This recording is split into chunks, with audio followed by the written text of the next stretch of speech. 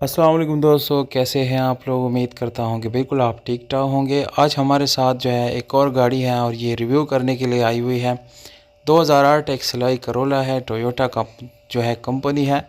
60% दोस्तों ये गाड़ी अंदर से बाहर से आपको जेन्युइन मिलती है और 40% जो है आपको मामूली सी टचिंग इसमें मिल जाती है। बाकी ये गाड़ी बिल्कुल सील पैक गाड़ी है, स्मूथ ड्राइव है, नॉन एक्सीडेंटल गाड़ी है।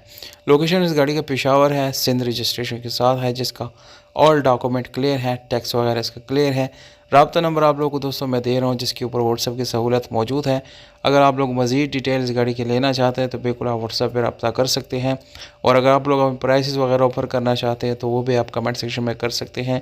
माकूल कमेंट्स जो है उसको मौका दिया जाएगा, उससे बात भी किया जाएगा।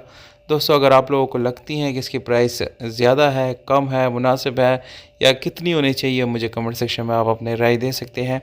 गाड़ी के बारे में मैं बता रहा हूँ आप लोगों को दोस्तों कि कंडीशन वाइज ये बिल्कुल A1 है।